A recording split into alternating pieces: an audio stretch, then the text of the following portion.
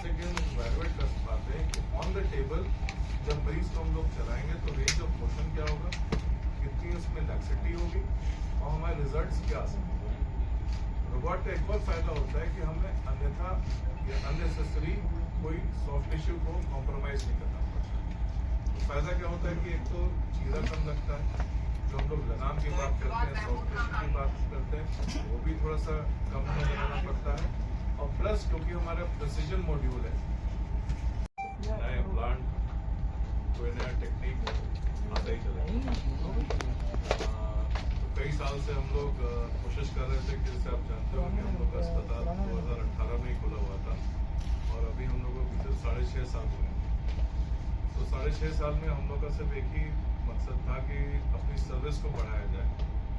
और सर्विस देने वाले बहुत होते हैं, बट हम लोग को एक लगा था कि टेक्नोलॉजी एक बहुत बड़ा माध्यम है जिससे कि हम रिजल्ट और क्वालिटी ऑफ लाइफ लोगों की इम्प्रूव कर सकते हैं। तो जब से इस अस्पताल का इंसेप्शन हुआ और फिर जब ये कार्यान्वित हुआ तो हम लोग हमेशा नई टेक्नोलॉजी को लेने में, उसको अडॉप्ट करने में, उसको इस्तेमाल करने के लिए the interest of the patient and result oriented करते रहे। तो कोविड टाइम में हम लोगों ने सबसे पहले था एक्मो लिया, जो कि अधिकांश अस्पताल में उस समय नहीं था। फिर हम लोगों ने डाविंची और बाकी रोबोटिक सर्जरी शुरू करी।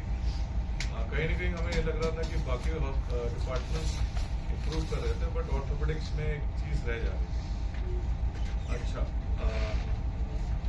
बेसिकली 6.5 साल में हमें ये समझ आ गया कि हमारे नंबर ऑफ पेशेंट्स तो बढ़ गए। Knee replacement, hip replacement, shoulder सब कर रहे थे, बट हमेशा एक चीज़ हमेशा हमारा पेशेंट जो था वंचित रह जाता था, वो कि लेटेस्ट टेक्नोलॉजी। तो जो हम लोगों ने मेको रोबोट लिया है, ये दुनिया का सर्वश्रेष्ठ रोबोट। सर्वश्रेष्ठ रोबोट कहने के कई सारे कारण। सिर्फ हम लोग उसके दाम पे जाएं तो ठीक है, सबसे महंगा रोबोट है, बट अगर हम देखें कि हम लोग चंदन हॉस्पिटल में हैं और हमने एक हिम्मत करी, एक जज्बा दिखाया कि हमने जो बेस्ट रोबोट था पॉसिबल उसको हमने किया। उसका लेने का मकसद सिर्फ इतना था कि जो हम अपने पेशेंट को दें वो कभी भी ऐसा ना हो कि किसी अभाव के कारण हम लोग बेस्ट ना दे पाए। जो मेको रोबोट है वो एक टेक्निक है मरीज को एक अच्छा रिजल्ट देने का। जैसे आप जानते हो कि सर्जरी तो हम लोग भी जैसे 20-22 साल से तो मैं ही नी रिप्लेसमेंट इंटरप्रेशन कर रहा हूँ, करीब 4,500 रिप्लेसमेंट में कर चुका हूँ आज तक। तो ऐसा नहीं था कि हम लोग कर नहीं पाते थे, हमारे रिजल्ट्स अच्छे नहीं होते थे या पेशेंट सेटिस्फैक्शन नहीं होता था, वो सब चलता रहता, लेकिन फिर भी कहीं ना कहीं ये लगता था कि हाँ किसी तरह से कुछ इम्प्रूवमेंट किया जाए। तो मेको रोबोट एक ऐसा टेक्निक है जिसमें हम लोग करते क्या, सबसे पहले तो हम लोग क्या करते हैं कि मरीज जब आता है तो हम लोग उसका एक सीटी स्कैन कराते हैं। सीटी स्कैन के आधारित पे जो मरीज के आकार होता है, उसका जो पैर होता है, उसका जो ढंग होता है चलने का, उसको डॉक्यूमेंट करते हैं। ये जो सीटी स्कैन होता है इसका फिर हम लोग 3D रिकंस्ट्रक्शन करते हैं। 3D रिकंस्ट्रक्शन करने से फायदा ये होता है कि जो मरीज का खुद का आकार है, उसके जो डायमेंशंस है कि भाई उसकी हड्डी इतनी लंबी है, उसका जगह ढांचा है तो इतना टेढ़ा है, उसकी जोड़ में आर्थराइटिस इतना है, उसको हम लोग प्रमाणित कर देते हैं।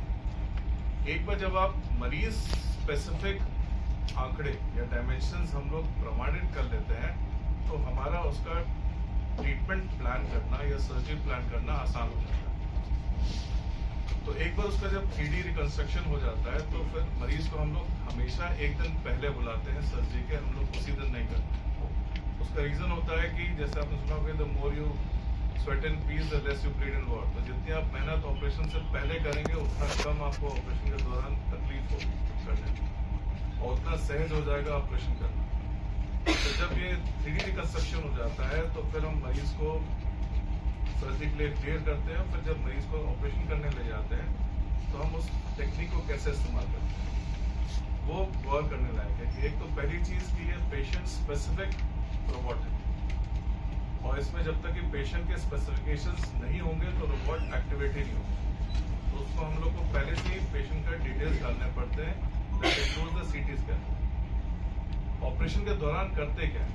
ऑपरेशन के दौरान हम लोग सिर्फ हड्डी पे मार्क लगा के उसका अलाइनमेंट देख के और उसको डॉक्यूमेंट नहीं कर लेते कि चलो ठीक है मरीज यहाँ पर है, उसकी हड्डी यहाँ पर है, ये पॉइंट ऐसा है। हम लोग जो 3D पिक्चर होती है मरीज की, मरीज स्पेसिफिक जब पेशेंट को ऑपरेट करते हैं तो वही 3D पिक्चर रोबोट को एहसास कराते हैं पेशेंट के ही पैर पे।